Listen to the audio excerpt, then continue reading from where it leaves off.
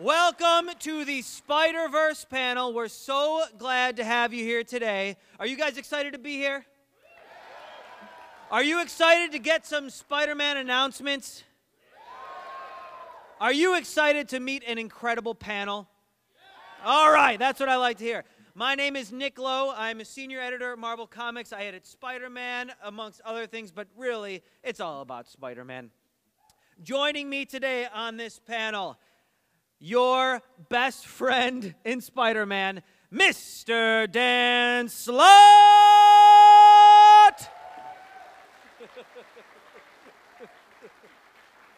Have a seat. Soon to join us, but he is not here just yet. Will be, and when he gets here, we'll bring him up and we'll cheer him on. Humberto Ramos is on his way.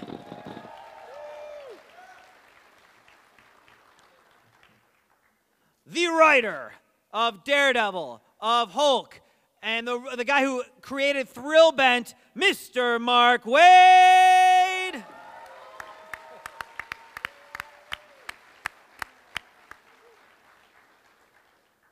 The writer of Superior Foes of Spider-Man, of Morning Glories, of so many, of Avengers World, Mr. Nick Spencer.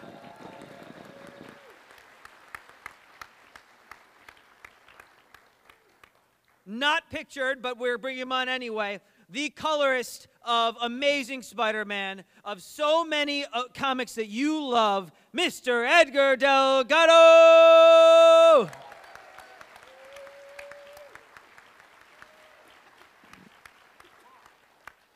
Who are you, Humberto? Just milk it. So we are so glad to have you guys all here today. We're going to talk not only about Spider-Verse, but about a lot of other Spider and Spider Office related things. We're going to have a lot of fun. We got some announcements. We have a video to show you, a trailer for something really special. And so let's just kick it off. Wait, can I say something Mark quick? Waid. We need a favor. Humberto isn't really late. Humberto does this all the time, so he can come in with a big grand entrance. So I swear to you, if he comes in and we announce him and you do nothing, there's no applause, there's no screaming, nothing, just let him come up here, it would be awesome. It would be, please, not a word. Everybody's so quiet when he comes in. Humberto really Ramos, mean. and no one says anything. And that will teach him to show up on time next time, see? Okay? This man, is this on? Hello? Hello? This man, the reason he might be late is because he just drew another page of Spider-Man last night while at the show. So, working hard. Holy, don't do that to him. Do not do, oh, jeez. Yes. As I think a lot of you have seen this image, we've had it at a bunch of conventions. These are the variant covers for the Spider-Verse issues of Amazing Spider-Man by the amazing Gabriele Dell'Otto. Like I said, it'll be on every issue of Amazing Spider-Man that's part of the Spider-Verse event. But things don't just start with Amazing Spider-Man 9. The Edge of Spider-Verse begins with Superior Spider-Man number 32, written by our friend here, Dan Slott, along with Christos Gage, who will be here, I believe, this afternoon or evening or tomorrow. He'll be at the show. So if you see him, you can ask him about this. With amazing art by Giuseppe Camuncoli, with John Dell on inks, Antonio Fabella on colors. And there's a cool backup story by Christos and Adam Kubert that is so cool and also paves the way for Spider-Verse. It's on sale August 6th. Do we have any Superior Spider-Man fans out there? Do we have any Superior Spider-Man fans who at the beginning were like, that's a terrible idea? But aren't you glad we did that? Do we have any Superior Spider-Men in the audience? Anyone? Anyone? Anyone? Yeah. Yes. Yeah, let's see. Come on. Stand up. Come up here. Yeah. Woo, that's great. That's really good. That's awesome. Here's some of the interior art from the issue. This is really where Spider-Verse begins in Superior Spider-Man number 32. I think a lot of people were wondering, there's a bit that we take off. It was from Superior Spider-Man number 19.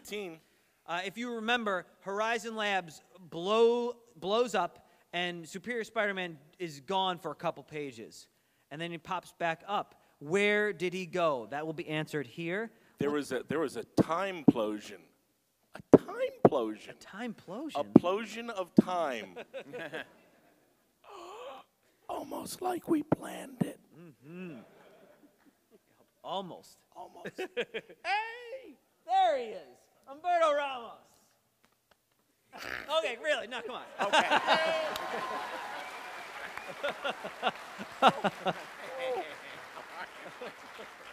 That was awkward. You're all terrible, terrible people. I felt like I was in a DC panel. Sorry.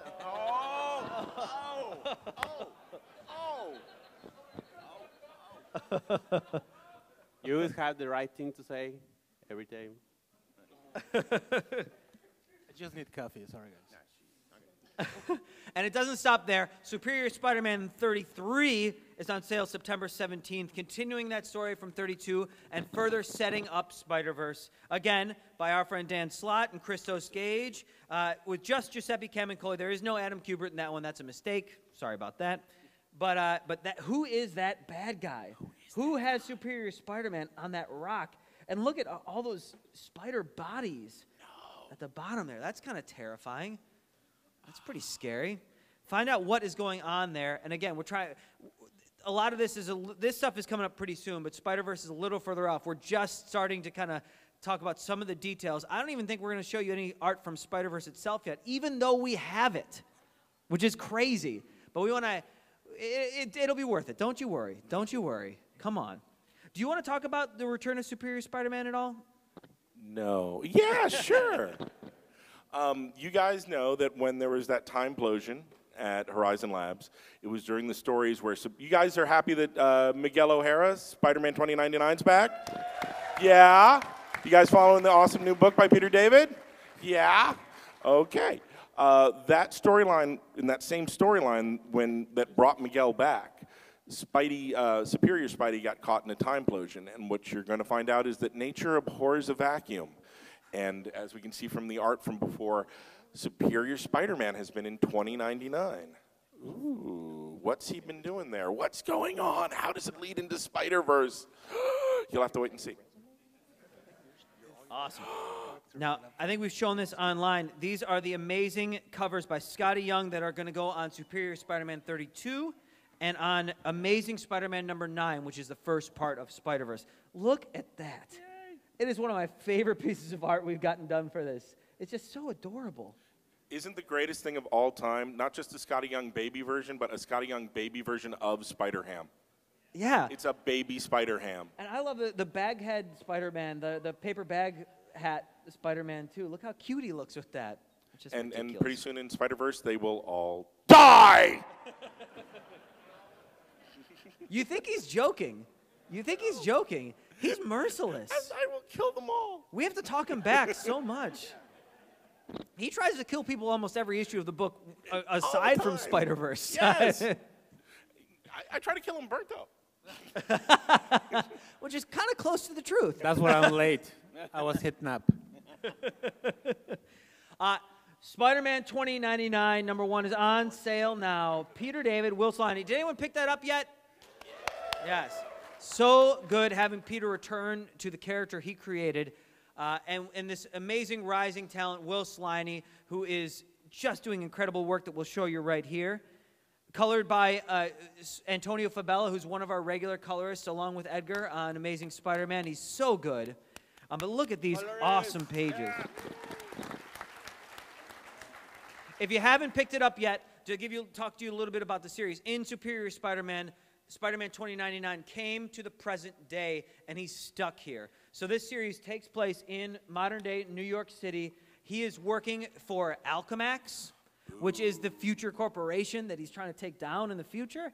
And so his mission, as that Dan started and Peter has picked up with relish, is that he's going to try to kind of change Alchemax and change his great-grandfather, Tiberius Stone, into not being a terrible person, which is hard. It's hard to change people, right? Who's tried to change someone? Anyway, such a great series. Here are some upcoming covers. This is number 2 and number 3. That's by Alexander Lozano on the left and Francisco Mattina on the right. And then we got some more Mattina covers here. These are the October issues, number 4 and 5. Number 5 is an Edge of Spider-Verse tie-in that is Rick Leonardi coming back and doing incredible art on it. Leonardi! Yep. It's so cool. And you can see there are a lot of 2099 Spider-Men there, and you're going to find out why are there multiples there. It has to do with Spider-Verse, of course, but you got to pick up that issue to take a look. Now, like I promised at the beginning of this, we're not here to only talk about Spider-Man. We are also going to talk about Daredevil. Ooh. Mr. Mark Waid has a story coming out that's out right now. Issue 6 is on sale with art by Javier Rodriguez. That amazing cover by Chris Samney. Yeah. Oh my God, what a cover! Mark, can you talk to us about Original Sin and the story you're doing in Daredevil? No spoilers, please. No spoilers. How many people have already read 6 that came out this week? All right. Good man. One guy. It's on sale now. I'm just saying. So, no. It's we got into the the reason that Matt's mother left, the reason that Jack Murdock had to bring up Matt alone. We've gotten little bits and pieces of clues over the years, but we've never really known the truth. And Matt finally learns the truth of why his mother left and never saw him again until he was an adult. And it's a way of trying to figure out their relationship. Unfortunately, when he goes to confront her about it and talk to her about it, he finds her in prison, and she's being extradited to Wakanda for crimes against the nation of Wakanda. And that is just the beginning of the story. So if you want to see Matt fighting a bunch of amazing Wakandan warriors next issue, show up for us. And that's the story. That's it. I'm really proud of what we've done. I can't say anything without spoiling anything, but we did some good, solid research on it, and I think it's going to be an important story, actually. Yeah. It's not an easy story to tell. It's not an easy story to read. It deals with some real issues, and it's so good. We just, issue 7, editor Ellie Pyle, right before she went on vacation, sent issue 7 to the printer with this amazing work by some of our creators here, and it is so stunning. Here's some pages from 6.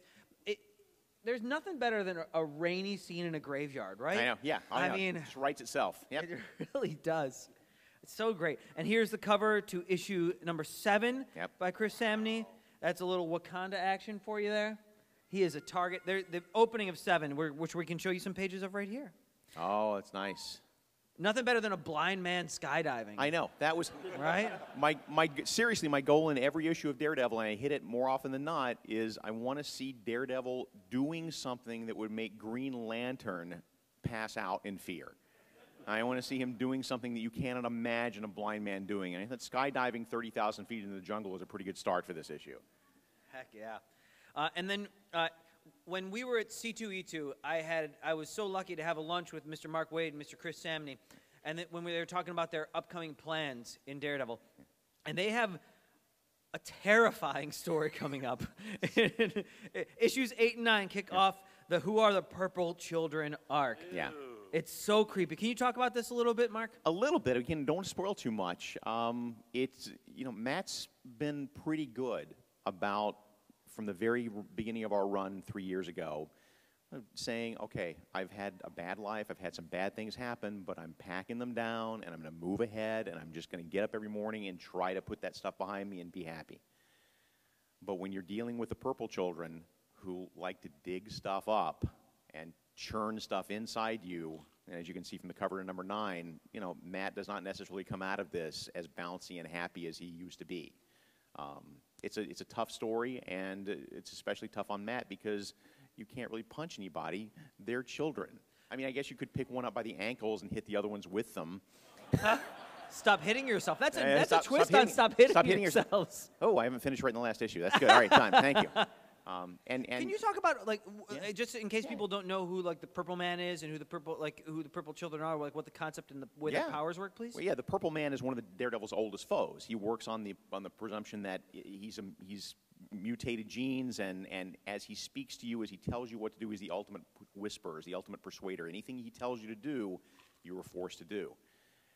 What we will learn in issue 8 is that over the years he's been deliberately setting up a dynasty for himself. Children across the nation, children across the world, fathered by him, and now they're all brought together for a purpose. And boy, I sure wish he was smart enough to realize that when you put those kids together in a room with him, he's not necessarily the most powerful one in the room. It's so creepy. You guys are going to love it. You're going to love it. All right, but enough talk about non-Spider-Man things. Yeah. We also have an original sin arc in Amazing Spider-Man. Issue 4 is on sale now, where the history of Silk is revealed, of course, by our friend Dan Slott and the amazing Humberto Ramos and Edgar Delgado, along with amazing inker Victor Olazaba, who is here at the show. He's got a table in Artist Alley. Go tell him how much you love his inks. And the hardest working letterer in comics, Chris Eliopoulos. Of course, of course.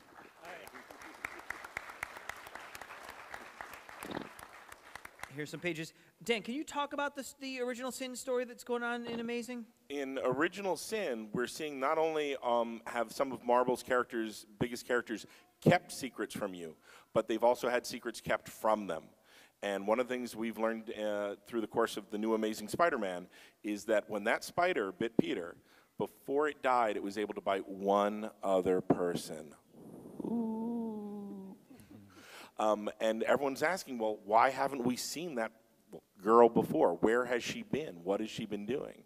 And in this issue, we find out that Ezekiel he's been lying to Peter. He lied to Peter all that time. He knew from the moment Peter was bitten that Peter Parker was that Spider-Man. And he's known that this new character, Cindy Moon, had spider powers too. And there's something very special about her that someone else has called her the Spider Bride.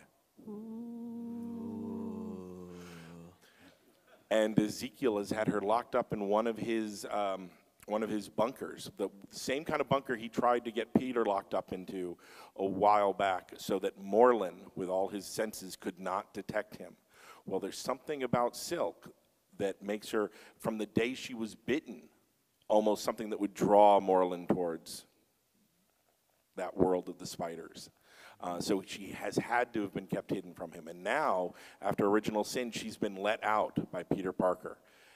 And something tells me, outside of just Original Sin, that might lead into Spider-Verse. Spider-Verse! Spider-Verse! It's going to be huge, epic. Now, Humberto, can you talk a little bit about the different approach that you take on drawing Peter Parker Spider-Man versus Otto Octavius Superior Spider-Man? About how, like, do you do anything differently when you're drawing him? The custom, for starters. Yep. But yeah, Thanks. it's a different approach to me, at least. Yeah. Peter, well, Spider-Man being a character that you can't see, his face or any of his gestures. You gotta, or I got to make it move in a way that I can make people understand what Dan tries to write on the script. So so Peter I had to draw him a little bit more like like creepy and dark, angrier, yeah, angrier. And with Peter coming back, since the cover on Amazing #1 with the huge smile face and the happy face, I'm trying to come back to the way Peter was before the whole superior thing. Awesome. Thank you. And Edgar, have you taken any different approach to coloring Amazing Spider-Man versus Superior Spider-Man? Edgar's busy taking a selfie of himself because this is his very first San Diego panel. Yeah. So. That will be an alternate cover for DC. No, it wasn't a selfie. It was like, I like this stuff. Yeah. You can curse here, so I'll keep that in mind. No, the different approach. What I did with Superior, I remember when I read the script and everything, I was trying to make it look. I mean, I never know if it shows, but my intention is that okay, this is like this is not Peter. This is another guy. So I tried to make everything darker, like moodier stuff. But when I got back on Amazing, it was okay. This is Amazing Spider-Man. This is like colorful. This is like old school comic books, the ones Blue I grew skies. up. Yeah. So I tried to I try to put not many moody stuff, just like not realistic kind of lighting. It's just like, okay, I'll pop, pop, pop, you know. That's my intention, and it's what's in my head. Yeah. I don't know if it shows, but it's like a subconscious thing at the very yeah. least. Yeah. So Cool. maybe people will pick it up. Anyone notice that in reading? A few people. the keen eyes. The keen eyes. All right. Thank you for lying. Now let's talk about a different book. This is one of the coolest Spider books out there. The Superior Foes of Spider-Man, written by Nick Spencer. Amazing art by Steve Lieber. This is a cover by Chris Anka right here. Issue 14 is on sale August 6th. Nick, can you talk about the story that's going on right now in Superior Foes, and because it's kind of leading to a huge climax right here. Yeah, for those who don't read the book, this is basically the story of some of Spidey's C and D list villains, the kind of working class criminals that he usually beats up in the first few pages of an issue while he's thinking about a more serious problem that he has.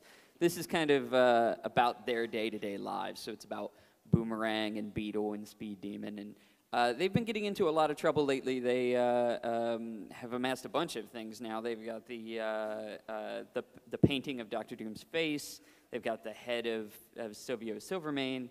They've got something from the Chameleon safe. We don't quite know what yet. But we do know that they're in a lot of trouble. And everybody's after them at this point. And the gang is all back together at their safe house, and not even all of them know that the whole gang is reunited yet, so that's all about to come to a head. But here in 14, we're going to spend a little time getting to know Overdrive, which is a great creation of a guy on the stage here.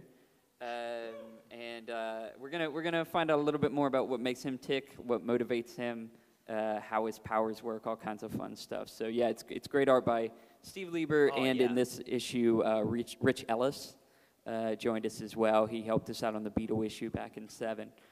So it's great to have him back on board too.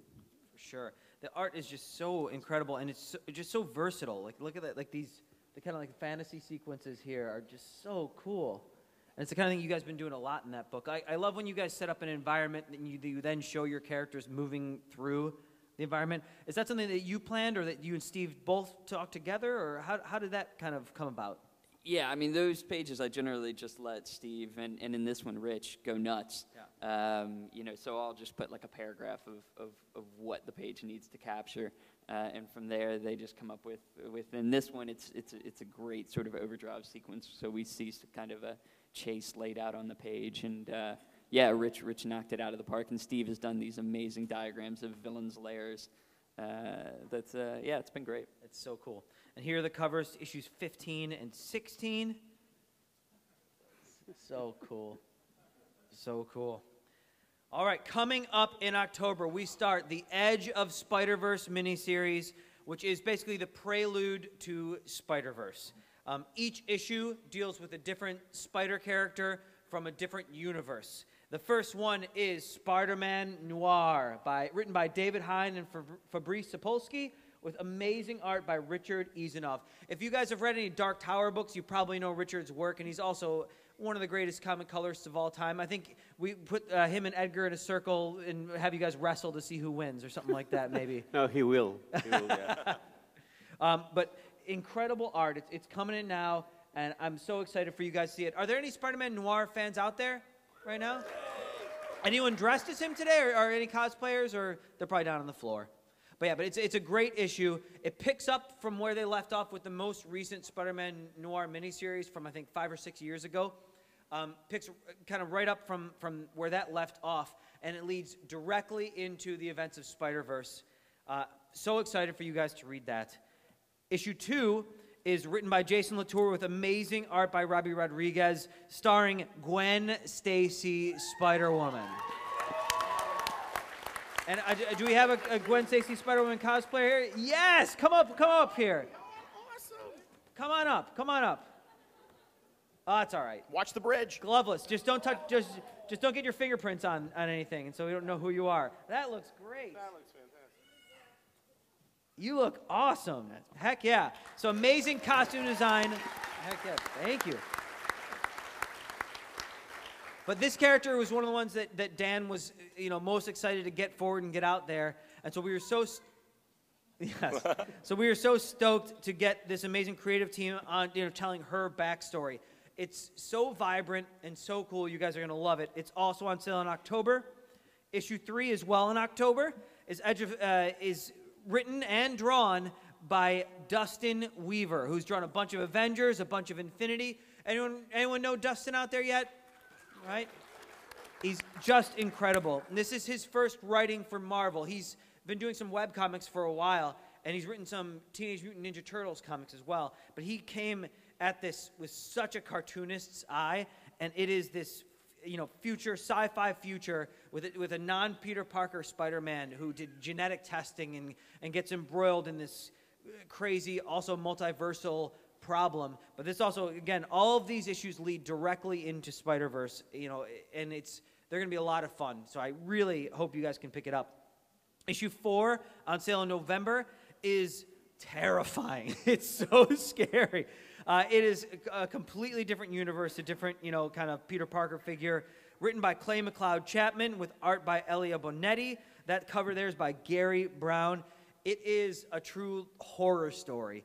A spider story unlike any you've ever read. It's probably a little bit closer to Metamorphosis by Kafka than it is to Stan Lee. It's just terrifying and so cool. And then one of the ones I'm probably most excited about, issue 5, written by Gerard Way. Are there any My Chemical Romance fans out there? Yeah. Any Umbrella Academy fans out there? Yes. I have been trying to get Gerard to write Marvel comics for years, and finally was able to get it done. He's joined by Jake Wyatt, who's such an incredible artist. Jake Wyatt, he just drew a couple issues of Ms. Marvel. He drew an amazing special for me, an Incredible Hulk special last year, and just terrific. He's got some creator-owned work that he's doing, just incredible. But it's Spider. It is an alternate universe with the coolest spider story, just so imaginative, so crazy. But I think you guys are going to really dig it. If you're fans of Umbrella Academy or any of that, you got to pick it up. Let's jump back to Amazing Spider-Man. We got a couple issues, Edge of Spider-Verse issues of Amazing Spider-Man. Whoops, there we go. Not only are they Edge of Spider-Verse, but they also involve a team-up with Ms. Marvel. Anybody reading Ms. Marvel out there? If you aren't, you're crazy. You have to pick up Ms. Marvel. It's fantastic. Dan, can you talk a little bit about the teaming her up with Spider-Man and what you're looking forward to writing with that? Anyone reading what G. Willow Wilson's doing, she's the closest character to classic Peter Parker that's out there in the Marvel Universe. We really care about Kamala Khan and her family and her responsibilities and trying to live this life as Ms. Marvel and hang out with her friends like Bruno and people. It really feels like classic Spider-Man. It's that good. And to me, the fun thing is teaming her up with modern-day Spider-Man and seeing how the two of them are going to bounce off each other. But also in that issue, we're doing... Oh, there's a character in the corner that Dan has been obsessed with creating for a long time. Dan, go ahead. Talk about it. He's one of the on top of with Spider-Verse, we're using like every Spider-Man that's ever been. All these Spider-Man from all these different stories you've read and seen all through the years, but we're also making some guys up. You're getting some all-new Spiders, just like you saw on Edge of Spider-Verse with Gwen Spider-Woman and Spider. There's going to be some all-new guys. And one of my favorites is the Spider-Man of Otherworld, the Spider-Man of the Captain Britain Corps, Spider UK. Yeah, for those of you who don't know, Dan grew up in England. Yes. With some of the fun of Spider-Man and with Spider-Verse is there's going to be a Spider-Man in there for you. There's going to be somebody in there that's like, oh, that's my guy. Like we've already announced. Anyone seen the Japanese live-action show Spider-Man? Spider-Man is in Spider-Verse. Yep. Electric Company Spider-Man is in Spider-Verse. Spider-Ham, everybody's in Spider. And I think we have on the next slide. Yep, we do. MC2 Spider-Girl in Spider-Verse. This issue is a necessity. This issue is the issue that brings her in the prequels, that shows you what's going on. It doesn't look like she's in for a good time. Yeah, it looks rough. She's got rough stuff ahead for her. So. Ooh, there's rough stuff ahead for every Spider-Man you've ever cared about. I'm very sorry. And Dan is being joined by one of the regular artists of Amazing Spider-Man who shares the reins with Umberto, Giuseppe Camuncoli. Yep, who's being inked on this arc by Cam Smith and returning on colors, Antonio Fabella. Great team. We're so excited. It's a two-parter with Ms. Marvel and Spider-Man in the 616 universe, and then the kind of like half of each issue around there is going to be an alternate Spider universes, you know, MC2 and then Otherworld, and it's just all kinds of great stuff going on in those two issues. We got some announcements for you as well of some Spider-Verse tie-in books. Spider-Verse Team Up. It's a 3-issue miniseries that we're happy to announce here. Each issue has 2 stories, kind of like Versus or A+X. One story, each issue will be written by regular Spidey writer Christos Gage, with art by Dave Williams, who they did an A+X story with Beast and Wonder Man that was just incredible. And then each issue will also have a story by a classic Spider writer and a various murderer's row of artists. It's so cool. This cover is actually for a different book that we're announcing and teasing called Spider-Verse #1. That's an anthology book. But we're so excited about both these books here. And every Spider-Man ever. Look at Spider-Monkey. Spider-Monkey. Yep. What's that? There's like someone with arms kind of like Superior. It looks a little steampunky up there. Ooh. Yeah. There, if you see up over there in the top, what's that? It's. We'll see. You can see Spider-Wolf over there at the top. Anyone read Old Man Logan? All right. Up top on left, we need a little color fix there, but that's Ashley Barton up there from that story, which is the daughter of Hawkeye. It's everybody. Yep. Another announcement we have to make is a 3-issue mini called Scarlet Spiders. Yes. As you can see there, that looks like a certain Ben Reilly Spider-Man in the middle there. Ben Reilly Spider-Man is in Spider-Verse. Yeah. We also, he is there with the Scarlet Spider that you've been reading in New Warriors, and before that in his own series, Kane. And then up top, that is Ultimate Jessica Drew up there. Those 3 people seem to have something in common, I would say. What could that be? Yeah, there you Someone go. said clones. Clones. But it's a great series coming up. We've got, it's written by Mike Costa. He's been writing over the last several years an amazing Cobra series over at IDW. And he wrote a series of specials for me last year at Marvel that were just fantastic. An all-new X-Men special, Incredible Hulk and Superior Spider-Man team-up specials that all were, a 3-part story. He's fantastic. He's being joined by Paco Diaz, who's been on Thunderbolts for the last year or so, and as well as the Wolverine Infinite comic. And look at that variant cover by Mark Bagley, who designed that Ben Reilly Spider-Man costume right there. So cool. So cool.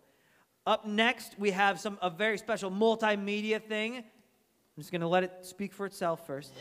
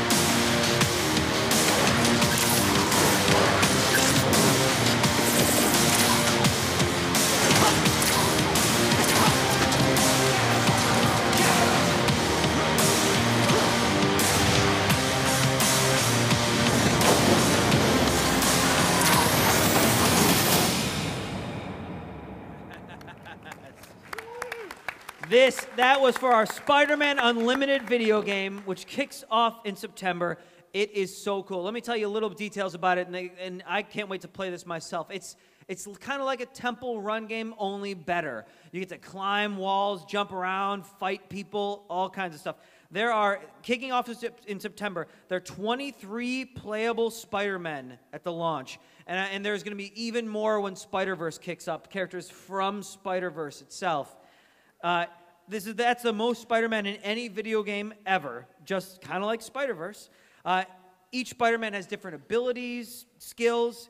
There are lots of different Marvel Universe locations to play in, and tons of villains, Green Goblin, the Vulture, Electro. So excited. And like I said, once Spider-Verse kicks up, there are going to be all kinds of Spider-Verse related characters that you can also play. This has been one of the kind of more fun things in the last couple years. Is the closer our video game group and our comics group have gotten. Things like the Alliance game on Facebook and stuff like that, where you get to see stuff from the comics pop up on the video game stuff too. It's so much fun. And then we have one more. Whoops, I gotta go back. I'm too fast. I'm getting a little trigger happy here. Come on, go back. All right. We have another Spider announcement to make, but we're not gonna do it here. You have to go to the Women of Marvel panel. It's going to be such a great announcement. That is Sunday at 11:15 in room 5AB. If you haven't been to a Women of Marvel panel, you really have to go. They have, for the last few years here at San Diego and at New York Comic Con, they've been such amazing panels with some of the leading women at Marvel Comics, and anyone can come. You don't have to be a woman to come. Anyone could and should come. But they're incredible panels with incredible panelists. This year there's some Marvel Studios people on the panel, which is for the first time that has happened at the Women of Marvel panel. It's really, really cool. Some writers, some colorists, some artists. It's going to be a lot of fun. So I really recommend you come, and you got to go for a Spider announcement there. And now is your chance to ask questions to this panel. Oh, we're joined by Victor Olazaba over there, inker of Amazing Spider-Man. Heck yeah. Are you in a commission? All right, so we have a microphone in the middle, so if you want to start forming a line there, if you've got questions for Dan, for Umberto, for Mark, for Nick, for Edgar, for Victor, please, or for me, step right up. I'm going to ask you your name, and then what I want to do, because we're all friends here, when they give us your name, I want everyone to say hi to that person who's asking the question. Let's make them feel at home, make them not feel nervous about asking questions. What's your name? I'm Liam Connolly. Hi, Liam. Hi, Liam. Leo. This is a question for Dan. Okay. I saw the Gwen Stacy Spider-Woman. Is there any chance of that ever becoming an ongoing series? Wow, that's a really good question, Editor Nick Lowe. You never know, but first she has to survive Spider-Verse. Everyone has to survive Spider-Verse. And no one might. I mean, you got to remember that this is the writer here who killed Peter Parker and put Otto Octavius in his brain. You don't know if Peter Parker is going to make it out of this. Hey, you guys like seeing Superior Spider-Man back, right? He's going to be all over Spider-Verse. We could just plain bring him back and leave Peter. That'd be fine, right, if we just left Peter behind? You'd be okay with that, right? Oh, tastes great, less filling. Yeah, we had so many people in Amazing Startup who were mad that Superior was going away. So many people were angry. It's true. Only there's some way to bring him back. But you never know. But first things first, she has to survive a Spider-Verse. So anything's possible. But you got to imagine, for Peter Parker, that's going to be very weird, seeing Gwen Stacy Spider-Woman. Yep. Awesome. Pretty weird. Thank you, Liam. Thanks, Liam. Step right up. What's your name, friend? Max Dweck. Hi, Max. Hello. I'm a new reader, started with Amazing Spider-Man #1. Awesome. Welcome. Well, that's the thing. Spider-Verse, honestly, seems kind of intimidating. How new reader-friendly is it? Oh, beyond reader-friendly. You can just jump into Spider-Verse. All you need to know is there's lots of Spider-Men. We don't expect you to have read every issue of Spider-Man India or Spider-Manga, or you can just jump in and meet everybody for the first time and probably say goodbye to them 10 pages later. There are few writers as good at writing different characters as Dan here. And so every piece of information you're going to need to know is there. And again, if all you want to read is the main Spider-Verse story, then all you have to read is Amazing Spider-Man, 9 through 14, 6 issues. It's a whole story, just self-contained in and of itself. That's all you need to read if that's all you want to read. But at the same time, as you're reading, you're meeting these characters like, oh man, I want to see what Ben Reilly Spider-Man's going to be doing. Then you can, if you want, expand your Spider-Verse. Yeah. If you want the whole story, then you're going to want to pick up those tie-ins because they're going to enrich it. But really, all you need is that, but you're going to want to read more. I mean, seriously. But anyway, don't be intimidated. It's fun. Trust us. Trust us. Until you start crying. Yeah. It's fun. Yeah. What's your name? Hi, I'm Ben. Ben? Yes. Oh, Ben. Oh, sorry. Hey, Ben. Dan, my question is, well, thanks for being here and not over the phone this year. Not what? Oh, on the phone? Yes. Yeah, trust me, I'm mentally on the phone right now. How far back were you planning Superior Spider-Man? As far back as Amazing Spider-Man 600. The second Peter, I work Marvel style, which means I write the plots, and then I see the art, and then I write the script. So in a weird way, I get to write every issue twice, which he doesn't like. No. He'd rather I write each issue once. But when I was working on Amazing Spider-Man 600, I had this moment where I realized, looking at it the second time, and looking at all the gorgeous John Jr. art, you had this moment where, to get control of the city, Peter Parker put on that helmet to put his brainwaves into Doc Ock's machine. And I'm thinking, wait a minute, Doc Ock has a year left to live. He knows how to get brains to talk to machines. And you just put your brainwaves in that machine. That's the stupidest thing you could have done, Spider-Man. You know, I'm like, oh my God, that means like before he dies, he could swap brains with you. So once we hit like Amazing Spider-Man 600 and I was scripting that, I was like, oh, we gotta do that. And I didn't tell the guys in the office, but I slowly started building more pieces towards it. And we had, back in the Steve Wacker days, we had a lunch where we were talking about what was going to be the big Spider-Man event for that year, and I was already geared up for Ends of the Earth. And they were talking about, well, that doesn't kind of work. We need it to be this and this and this and this. And at one point, we were just going to make it Ends of the Earth anyway. We were going to shove the stuff that was out of the way up and move Ends of the Earth all the way up. And I wasn't happy about that because we were going to lose a lot of stories. And when that was happening, Tom Brevoort was at the lunch, and he went, wait, so at the end of the story, Doc Ock is in an iron lung, he's got weeks left to live, and then he's going to die, and that's going to be it? That's a terrible place to leave Doc Ock. And I go, no, that's not the end of Doc Ock. I got one more Doc Ock story. And he goes, oh, what's that? And he goes, well, hours before he dies, he's going to swap brains with Peter Parker. And then everyone at that lunch went, oh my God, that's great. Do that now. And I was like, no, I got to do Ends of the Earth first. And they go, no, we'll do that. And I was scared because it meant I was going to lose like a year's worth of stories that I all had planned out to get to what was going to be 700 around that time. And we left at the lunch, and everyone just said, no, Dan, that's what we're doing. We're doing your brain swap story now. And I talked to Steve Wacker on that Friday night, and he hadn't talked to anyone at Marvel yet about cementing that in, and I said, can I have the weekend? Can I give you something as good as that? And can I save that story and have it still be 700? Because I always wanted that to be 700. And he went, okay, you have the weekend, come up with something. And I spent the whole weekend talking with my best friend Toby from high school, spitballing Spider-Man stories as if my life depended upon it to save a year's worth of stories.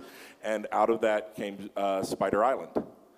So, yeah, so I knew him well before Spider Island. So he didn't plan it that far, only 100 issues. 100 issues. Only 100 issues. Oh, thank you. Awesome, thank you. Thank you. Thanks. Step right up. What's your name, friend? My name is Elijah. Hi, Elijah. Good job. So you said that there's going to be Spider-Man from every universe. Does that include the movie universes, like the actors that played Spider-Man? There are 8 Spider-Man we can't use for legal reasons. And we can't use any of the stuff that's tied with Sony. So I can already tell you now, there's no Andrew, Toby, there's no Peter Parker Spectacular Spider-Man, because that was a cartoon that was part done with Sony. There's no MTV CGI Spider-Man, because that was part done with Sony. Oh, you're happy they won't be in there. You're happy, okay. So those 4 can't be in. And then there's like 3 or 4 more. But it's amazing that we get stuff like Spider-Man. Yeah. And Stuff that you didn't think you'd be able to do. No. and Spider-Man India and Spider-Man Noir and Spider-Man. There's so many guys. Spider-Man's from What Ifs that you like. Spider-Man. Miles Morales. Miles Morales. Oh, there he is. Coming up. So there's He's going to a be big part. there's going to be so many Spider-Man. Yeah. So sorry about that. Awesome. Hi, what's your name? Kent. Kent. Hi, Hi, Kent. I was wondering, how did Gwen Stacy get her powers if she's going to be Spider-Woman? Yeah, Dan. Yeah. Well, if you want to know that, it's all explained in Edge of Spider-Verse #2. It's all in that story. You can pick that issue up and you'll understand how she got her powers, what her story is, all that kind of stuff. Because it's not quite the same as Gwen Stacy from here. There's a twist on that, and I think you'll like it. Hello, my name is Alberto. Hi, Alberto. Hey, Dan, I just wanted to know, can you and are you going to use the Spider-Man from the 1990s animated series? Including... You mean the Spider-Man who goes on to become Spider-Man Unlimited? No, well, yeah, but I mean, also because that's the end of his story. No, but also from Secret Wars, they had like a whole bunch of different Spider-Men, including the human who played Spider-Man from the regular Earth. And yes, but when you track that Spider-Man, he goes on to become Spider-Man Unlimited, right? Right, but I meant the ones from Secret Wars that were only in those 3 episodes. The extra guys that were with him like in an the episode. rich guy that... The guy we're going to see the most of is that one guy who goes on. So you will see Spider-Man Unlimited. Okay, but not the other ones from that Secret Wars saga and animated series? Probably not, but you never know. There's going to be a lot of guys. All right, and I also wanted to know if... It's kind of hard to start doing alternates of alternates of alternates. So I'm just trying to stick to one universe per guy. Okay, and I don't know if you ever covered this in any other panel, but I don't know if... I wanted to know if Dr. Octopus is ever coming back permanently in a regular series. Amazing or He's anything. dead. Dead is dead. So is everybody. No, Dead's dead. Wait, I'm but sorry. the grave was empty. No, Dan, Dead is dead. Grave, empty grave. Empty grave. Hello, Miles Morales. What's your real name? Lazaric. Hi, Lazare. Hey, Lazare. What's up? So my question is, as you can see, I'm a Miles Morales fan. Heck yeah. Yeah. So him and Peter Parker have already met before. So will they be like playing off that they had a previous encounter, or will it be not really mentioned? Yes, and if you're familiar with your Ultimate Spider-Man, you'll know that last time he was in the 616, he led some robots right into Superior Spider-Man. Yeah. So he's actually hung out with a couple of alternates. Yeah, he's met both Amazing Spider-Man and Superior Spider-Man, and Yeah. all that's going to come to roost. You'll see him in Amazing Spider-Man, and you'll also see him in that Spider-Man team-up miniseries as well. Will Spider-Verse be affecting what's going on in Miles Morales' book? He might die. Spider-Verse affects everything. Everything. If he and Jessica live, it might affect it by killing him. Who knows? Yes. Some little kid is drawing a picture of Spider-Man. Someone's writing a fanfic of Spider-Man. It affects it. Awesome. Thank you very much. Hi, what's your name? I'm John. Hi, John. Hi, John. You said every Spider-Man, right? Except for those few guys. Yeah, like 8. But that would have been a terrible catchphrase. Every Spider-Man ever except 8. Except the 7.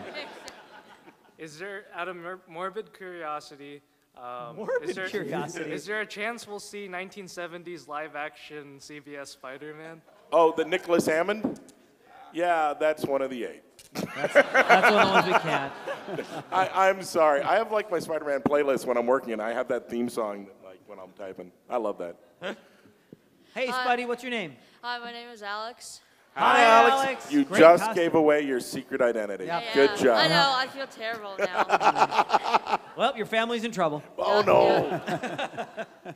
So, for Gwen Stacy turned into Spider-Woman, how was she brought back to life? Because I know in a couple issues of The Amazing Spider-Man, This is a Gwen Stacy from another universe. Oh, okay. Yep. That makes a lot of sense.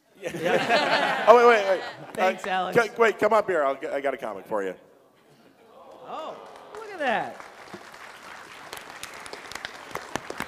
How about that? Great costume. Keep asking. All right, next question. What's your name? Brendan. Hi, Brendan. Is Lego Spider-Man one of the 8? I'm sure he'll be there some way in a non-legally suable way. Some kind of shape in the background or something. But yeah, I don't want to miss out. I've even talked to Nick. I want to have 8-bit Spider-Man from Atari. Yeah. Somehow there. Hi, what's your name? I'm Henry. Hi, Henry. I have kind of a two-part question. First, what's the hardest part of working on Spider-Verse, like especially for Mark and Nick, who like their series are so tied into Spider-Man with the villains and Daredevil being so close-knit with Spider-Man? And also, Dan, on a scale of 1 to 10, how merciless would you say you're being with the Spider-Man you introduce? Nice. I'm merciless with the Spider-Men of Spider-Verse. 1 through 10? Mm-hmm. 616. Okay. 616 levels of mercilessness. Yeah. And what's just the hardest part of writing such a big event that kind of introduces Sleep. the whole? Okay. Well, yeah, it's interesting because one of the things about this event is it is huge, and there's a lot of titles that it's going to impact, but it's mainly just around Spidey titles, you know? So it's not really going to affect Daredevil. It wouldn't really affect Superior Foes because it's mainly Spider-Man and a certain group of villains. It isn't really like expansive of villains because we got enough characters with all these Spider-Men and the villains that they're facing. But it's really hard. We've got a 25-page Bible that Dan wrote up that is incredible. It goes into such great detail. That maps out the entire story, so many details about it, about the bad guys, about the good guys, about the story that each issue tells. It's been something he's been working on for over a year. Yeah. And then, I mean, even before that, really. But, I mean, like, in concentrated, so much work recently. So it's a ton of work, but it's a joy because the story is so good. I cannot wait for you guys to read this. And there really is no way to sum it up. It's every Spider. It's taken the whole toy box and thrown it up into the air, and it's everything you've ever cared about with Spider-Man. It's Except really the fun. 8. Except the 8. Yeah, exactly. Thank you. What's your name? Mitchell. Hi, Mitchell. I got a question about Madam Web because we haven't seen her for a while. Yes. Is she going to play a big role in Spider-Verse? Well, she's on panel in an upcoming issue of Spider-Man. Yes, she is on panel. Madam Web has been in a coma since the events of Danger Zone. Danger Zone. These titles are fun. Zone. Danger Zone. Highway to No. the Danger Zone. Thank you. Thank you very much. Thank you. I am going to choose song titles for all of my stories. Yeah. The next one is Maria. That'll be the next story. I can do it. I can do them all, Dan. Oh, I know you could. Hi. Thank you. What's your name? Sharnold. Hola. You just want to sing, right? Just want to leave everything and go to karaoke now? Yeah, I kind of do. All right, what's your question? So I want to start by saying that I love Miles Morales, and I want him to be around forever. But does every Spider-Man ever include Ultimate Peter Parker? That's a really good question. Answer it. No, that's all I'm going to say. But hey, come on, I'll give you a comic. Hello, what's your name? Ned Leeds. Hi, Ned. Ned Leeds. Okay, so there's some people that have been upset about the death of Dr. Octopus, but there's one person in particular who I'm curious about, Anna Maria, who should be the most upset person at all. She's kind of been a little quiet the last few issues, and as far as she knows, the man who she was intending to marry is dead, and she's kind of reacting more to, okay, there's someone else living with me, now I gotta run this company. Are we gonna see her grieve at all, or can we get a sense of what's going on in Anna Maria's head right now? You also have to remember that, yeah, she learned that he died. She also learned that he was a supervillain. Like, she also learned that he is like a guy who's tried to blow the world up. Like, literally tried to blow the world up. Like, not just take it over, destroy it. So, like, that's a very emotionally complex thing to learn. Do you guys like Anna Maria? Yeah. You'd feel really awful if something truly terrible happened to her, wouldn't you? I mean, that would be really, really. Oh, hi. Next question. Thank you. Hey, we have time just for one more question. Oh, I thought we still had 5 minutes. Okay, all right. Step right up. Can we do lightning round and go through all 5 really quick? Like lightning? I say it looks like we have 3 minutes here. Let's go real quick. Question. So this is a question from Mark, I think. Daredevil moved to San Francisco recently, and then What? I'm sorry. Fast. Okay. And Iron Man moved to San Francisco also. So is this a trend where all the Marvel heroes are going to slowly be moving to San Francisco? Yep. Yes. Why? Yep. Yes. The answer is yes. Everyone's going to San Francisco. Yes. Next. It's lovely. Have you been there? Newsarama exclusive. Okay, this is a quick one for Umberto. So there's a lot of artists say that Spider-Man is one of the hardest characters to draw, and you do him so well and you do him so perfectly. But when it comes around to there being thousands of other Spider-Men that you're gonna have to adapt a style to, is there a difficulty in trying to like capture that, or do you like kind of improvise and change things up a Luckily, bit? I'm not gonna draw that books. Yeah, he's actually not drawing a Spider-Verse. That's Olivier Coipel, and we'll be showing more of his stuff. So, but yeah, you can't blame him. Because I wanted to draw him. Yeah, and it would be amazing. It would be amazing. It's amazing. I've seen the art. It's just amazing. You're gonna like it. All right, quick. Everybody's talking about how there's going to be every Spider-Man ever. What's Yes. going on with all the Spider villains? Just the main villains in the series. Next question.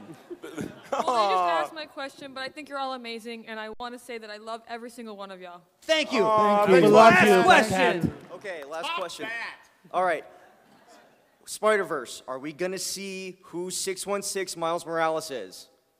Not in Spider-Verse. No.